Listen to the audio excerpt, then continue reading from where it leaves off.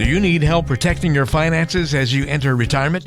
David Dickens of KC Financial Advisors has got you covered. Welcome to the Cover Your Assets KC podcast.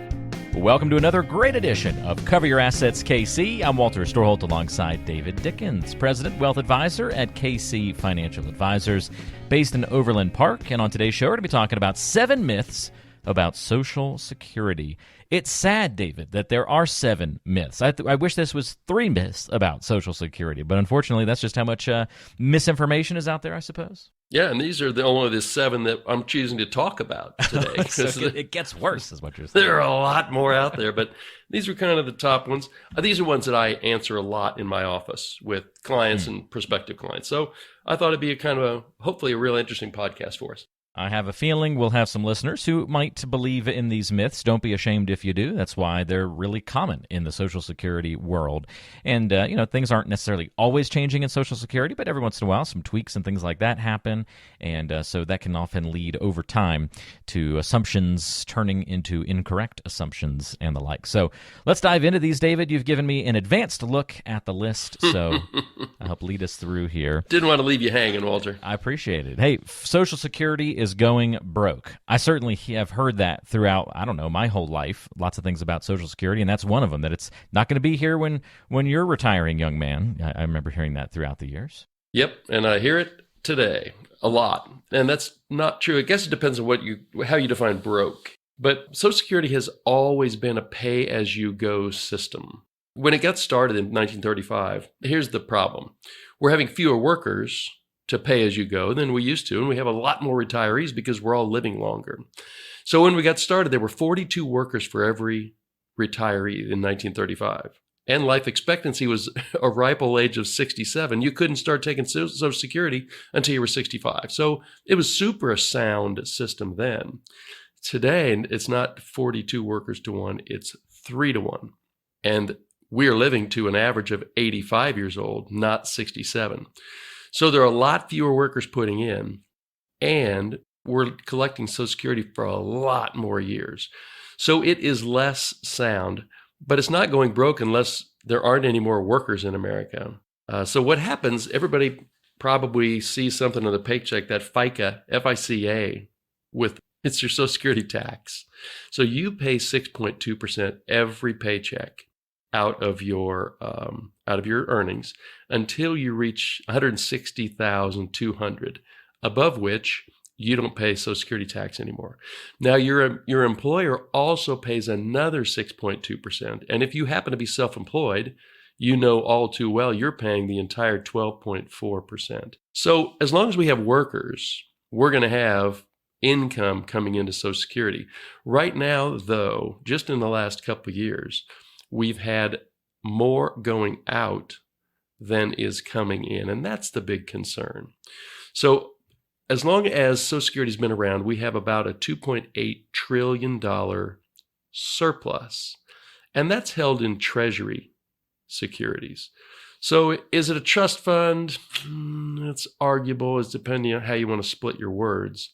But Social Security is likely to undergo some changes over the next decade that will make it such that there is as much money coming in as is going out.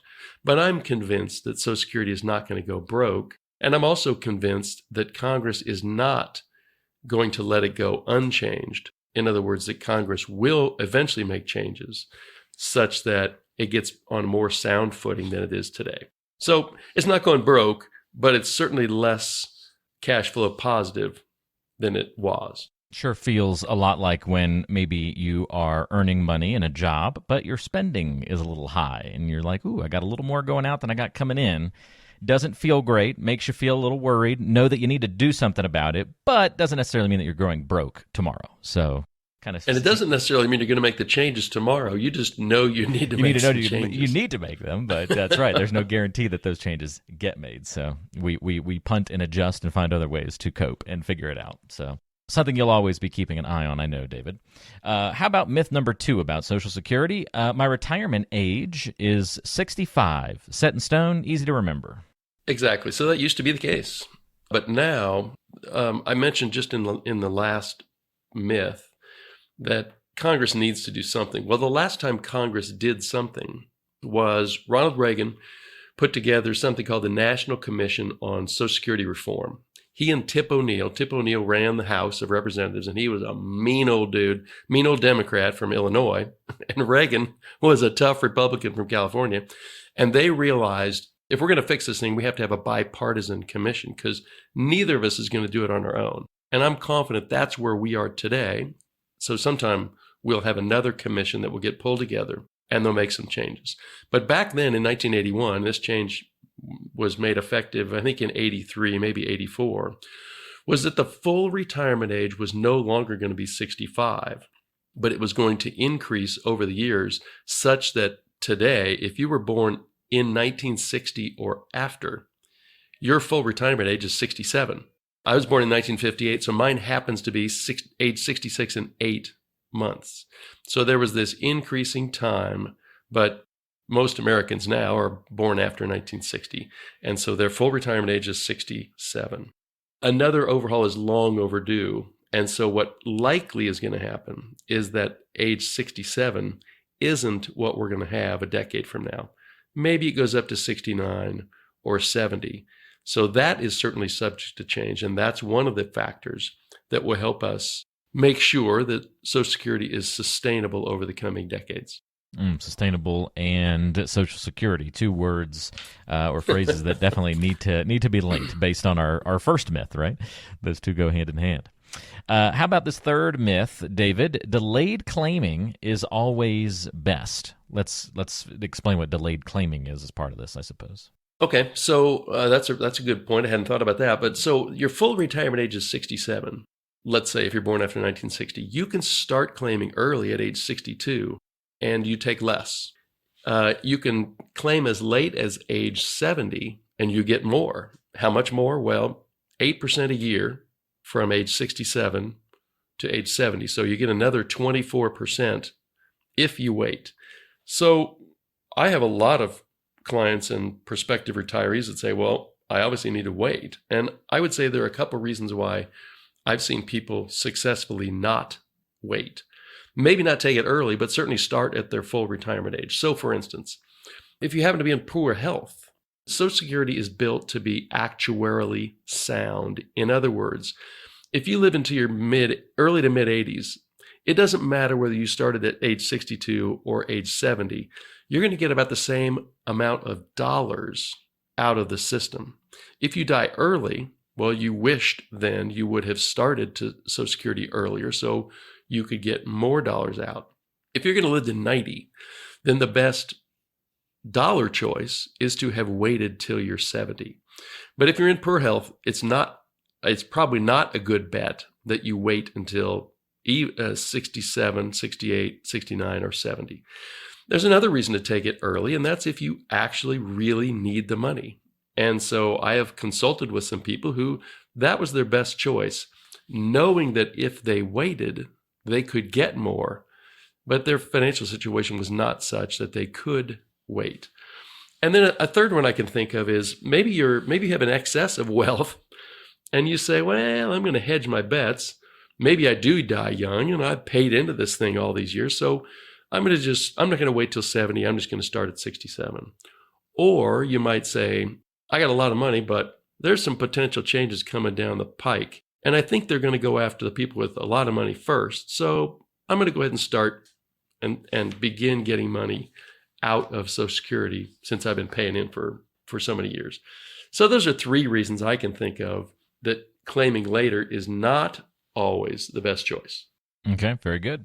So we've talked about Social Security going broke, retirement age assumptions that it's always at 65, and that delayed claiming is always best. Again, these are myths, not the pieces of advice to follow.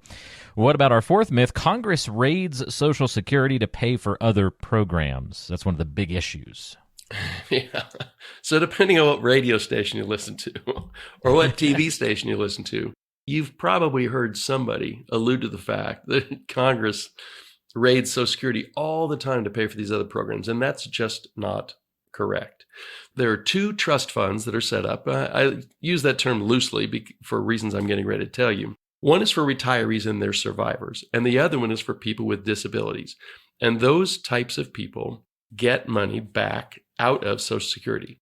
And it's loosely tied to how much you put in. So Social Security is a separate, self-funded program of the federal government.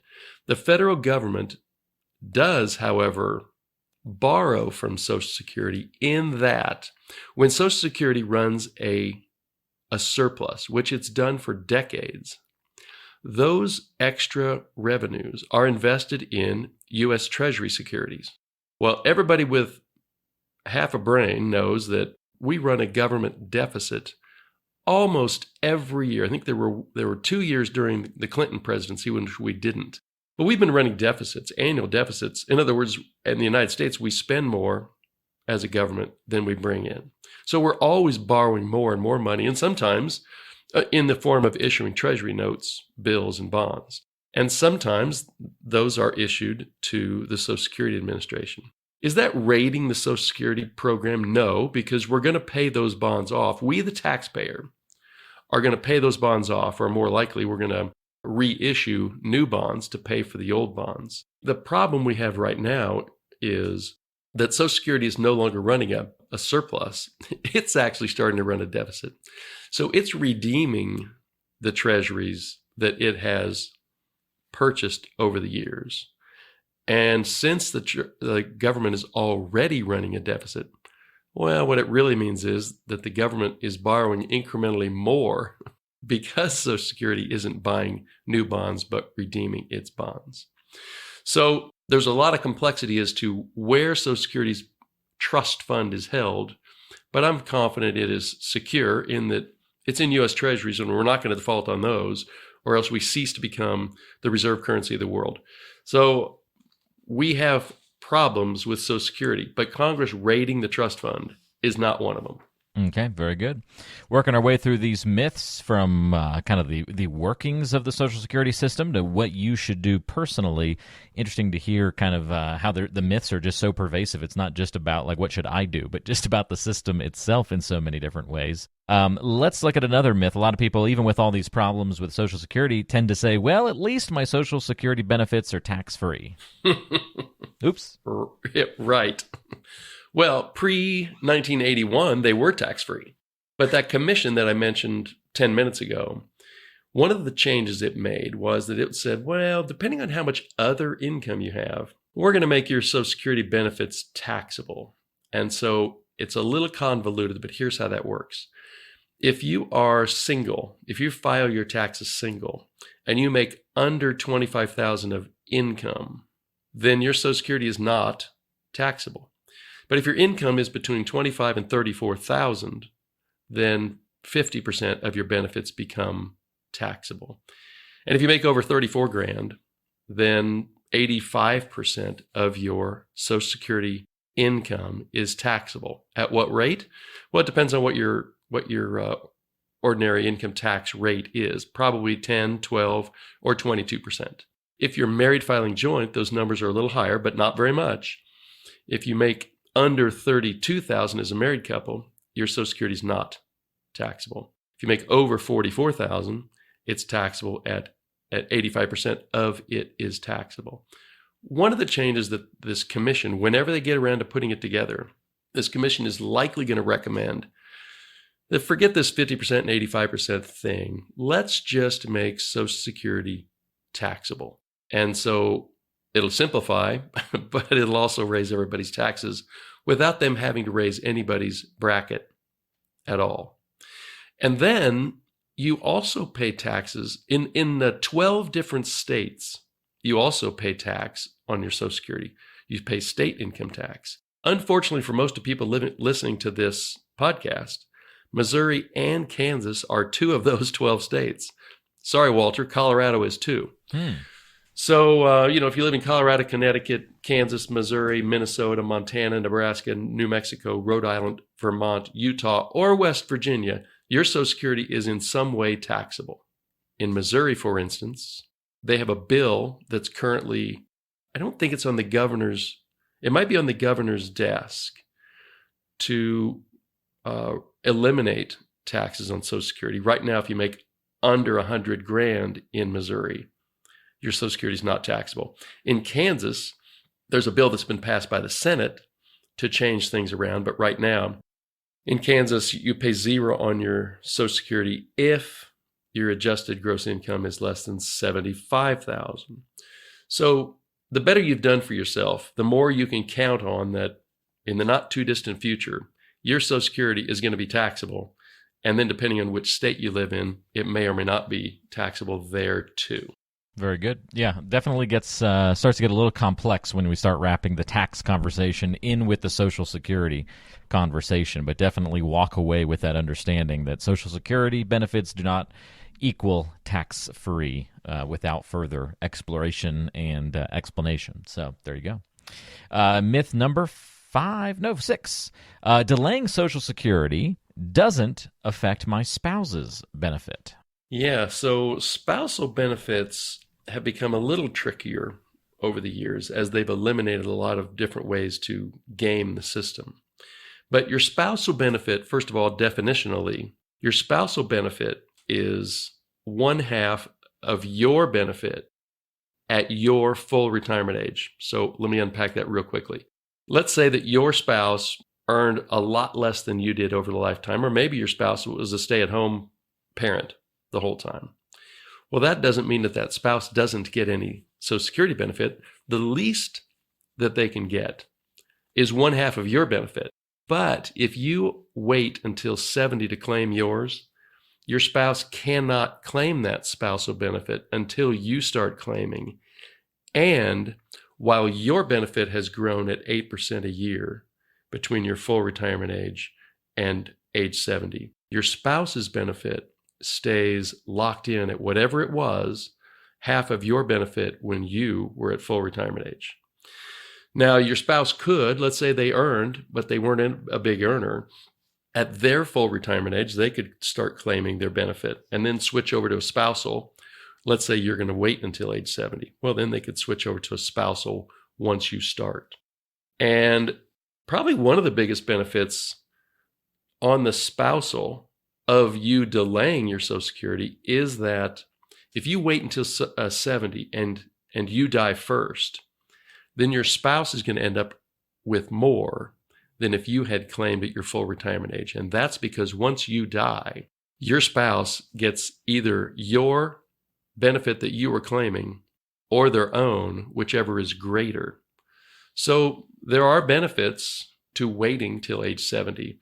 They don't always immediately accrue to your spouse. Okay, very good. Yeah, interesting to see how those kinds of strategies and systems have changed over the years. Great examples there, David. Last but not least, let's get to myth number 7 about Social Security. Again, unfortunately not an exhaustive list, but a pretty good smashing of it today. My ex-spouse's benefits reduce my own benefits. So anyone who's been through a divorce has all sorts of new questions about Social Security, don't they? Yeah, and I've got, usually it's a female. I don't know that I've ever had a male that came up against this, but a lot of times the male would think, wait a minute, is that going to affect my personal benefits or my new spouse's benefits? And the answer is no. It gets twisty with your ex-spouse in that I've talked to a lot of females who didn't realize that they could claim on their ex-spouse's earnings record.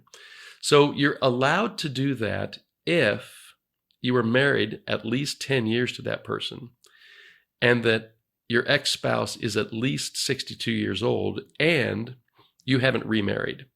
So that's when, as an ex-spouse, you can claim on your ex-spouse's Social Security record.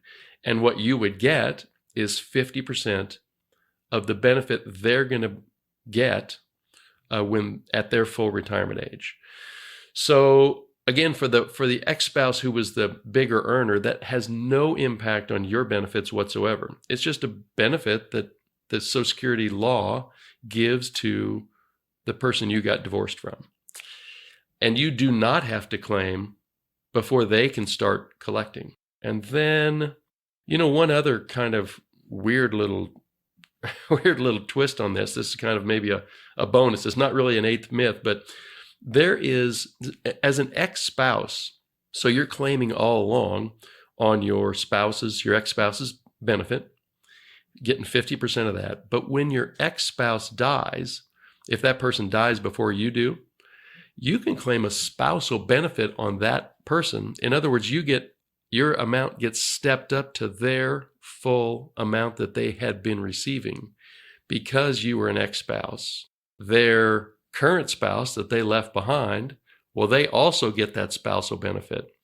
So if you ever wonder why is Social Security under so much stress, it's because we've added so many twists to who can get paid under this system until everybody dies. But that's a nice little bonus. If you're an ex-spouse and your ex-spouse dies, you might just get a step up to what they've been earning from Social Security all along. Well, David, thanks for breaking down these myths. I'm curious if somebody listened to the show today and they're like, yeah, I thought some of these things about Social Security. I was a believer in that myth. I'm building my plan and my future off of some of these myths, or even if it's just a small element of some of these myths. What to do now? We get the knowledge, we get the know-how that maybe something's not quite right. So then what's the next step? Yeah, so the next step would be to have somebody with some pretty good software do a Social Security analysis for you. And so we have that software, a whole lot of financial advisors do. You're going to have a hard time getting that software with a Google search because it's fairly expensive to own and it's updated on a regular basis. So you would really want to reach out to somebody who can do that type of analysis for you. We're happy to do it for you. And then find out, well, what are my options? With each additional law that gets passed, there's extra complexity that gets layered on. And if you do a Google search and you pull up an article from 2018 or 2020, there's a high probability it's going to be wrong because the nuances change pretty often. So reach out, give us a call. You can shoot us an email. If it's not us, make sure you find somebody who can give you a competent read on what your Social Security alternatives are. It's a really, really good program. It has cost of living increases built in, and I'm convinced it's not going bust anytime soon. So make sure you're getting the most out of that system that you can, because everybody you drive past on the streets or walk past on the streets, they are or should be doing the same. So just make sure you get what's coming to you. Very good. And if you would like to, again, reach out specifically to David Dickens and the team at KC Financial Advisors, I'll provide you the ways to do so. One is to pick up the phone, give them a call at 913-317-1414. That's 913-317-1414. Or go online to coveryourassetskc.com. That's coveryourassetskc.com. You can get all sorts of great information about David, the team, how he can help, and other fantastic resources there as well. And we'll link in the description of today's show to those various pieces of contact info so that it makes life easy on you, hopefully. Hope you enjoyed those Social Security myths. David, thanks for guiding us through it, and we'll look forward to talking to you again next week. We'll have something good cooked up for next week, Walter. Probably tax-related. It's that time of year. Might as well dig into it with maybe a few weeks left to go for some folks before final due dates. So we'll look forward to that conversation next time around right here on Cover Your Assets, KC. Investment advisory services offered through ChangePath LLC, a registered investment advisor. ChangePath LLC and KC Financial Advisors are separate companies.